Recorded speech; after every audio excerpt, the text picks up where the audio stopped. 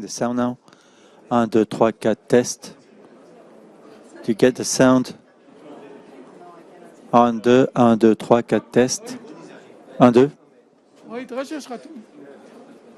Apparemment.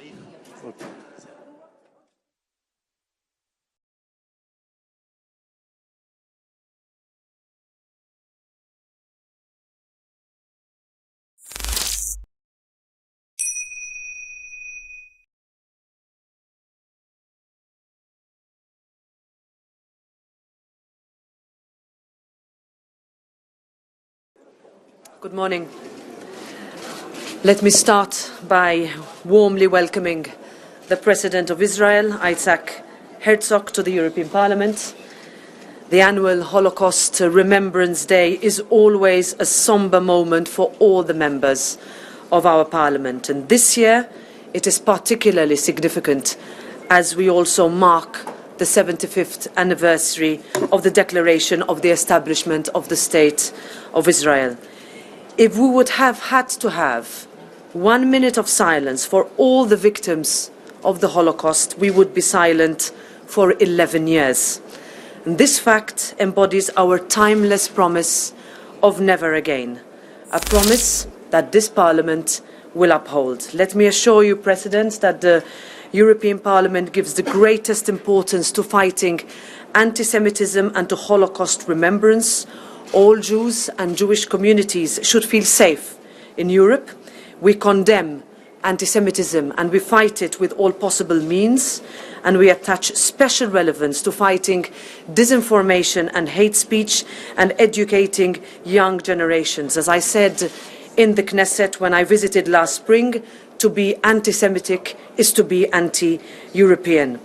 We will never forget and we will never be silent when it comes to standing up for freedom, peace and equality. Not when it comes to fighting hate and discrimination, not when it comes to Russia's aggression in Ukraine, nor when it comes to speaking up and sanctioning the regime in Iran who execute young people standing up for women, life and freedom.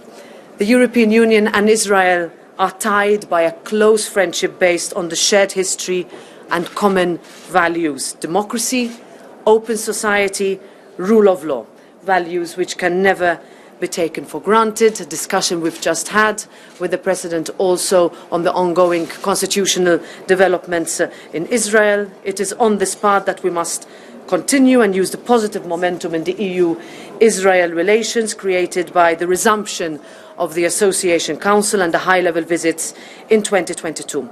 We also look forward to hosting our next interparliamentary meeting here in Brussels. Thank you, President. The floor is yours. Thank you very much, President Metsola. Thank you for your friendship, and I thank you for inviting me to be here today and for the immense honor and privilege of addressing the Parliament in this very momentous day. May I also thank you for your visit to Israel a few months ago, which was a great moment for us. Okay. It's the bell for the members. We know. Anybody with any parliamentarian knows it. It will stop soon. Yeah. It's longer than usual.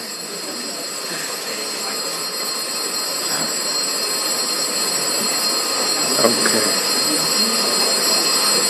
What is it, a minute or half a minute? Depends on the person pressing the button. You have to have rules. Okay. It's okay.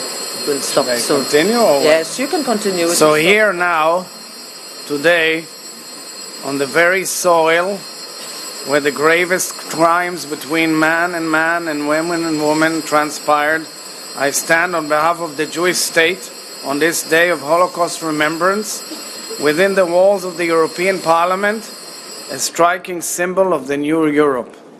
I repeat, here now, on the very soil where the gravest crimes between human beings transpired, I stand on behalf of the Jewish state on this day of Holocaust remembrance within the walls of the European Parliament, a striking symbol of the new Europe. The relationship between the State of Israel and Europe does not rest only on remembering the horrors of the past or acknowledging the common threats of the present. It rests also, as you mentioned, on shared values and goals that inform our present and shape our future. We are bound by the shared values of democracy, human rights, liberties, and social justice, and by our shared commitment to innovation, science, climate action, and so much more. In the face of attempts to undermine our common values and to threaten global stability, we stand firm and united, and here I say, we will not stay silent in the face of that most persistent doctrine of hate, anti-Semitism.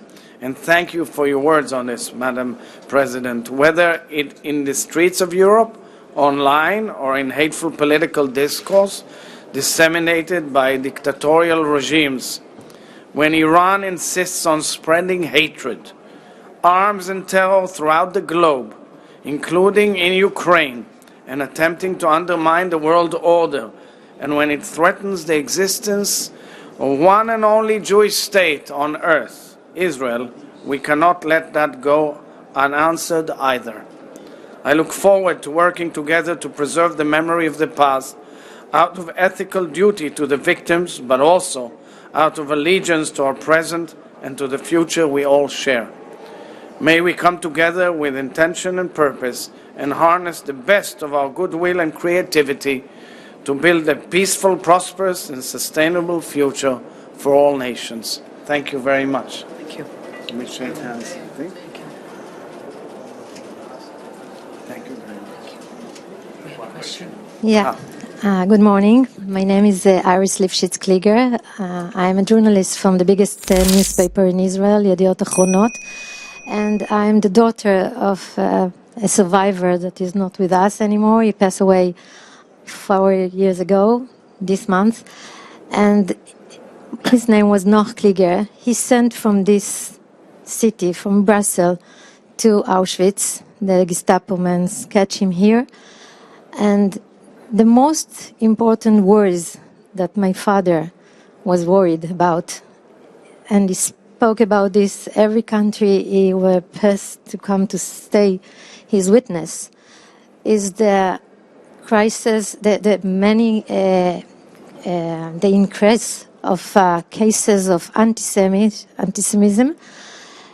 And I will say more. I'm now with my children, worried to the full future of our children in Israel and the children in the Jewish family in all the world, Europe, here in Belgium, and Iran, of course. After the Union decided that Iran take a decision that Iran is a terror, what is your steps to calm me and our people in Israel and the Jewish family that just want to live and never, it's never? Thank you. Will the Council accept the Parliament motion about the Revolutionary Guards? So the European Parliament has been at the forefront of calling for further sanctions against Iran and in standing in full solidarity with the women, men and students in the street, chanting for what is fundamental, women, life and freedom. What we are seeing there is very concerning. What we are seeing in terms of cooperation with Russia, also in the current context of the invasion into Ukraine, is something that should not only be condemned, but should be countered. So we have called last week, and we will continue to call on the other institutions to make the necessary steps in order for them to go beyond political, but also concrete. When I look at you, Madam, I first of all, condolences on the passing of your father, but also congratulations on the strength that you have and the legacy that you continue on the basis of your father's heroism, on the courage, but also on the message, never again. This is what we are here today to do, also in inaugurating a permanent memorial for the Holocaust in the plenary, just outside our hemicycle as you enter the Parliament, in order for everybody passing there every day to remember and to state to himself and herself, never again. Thank you very much. Thank you.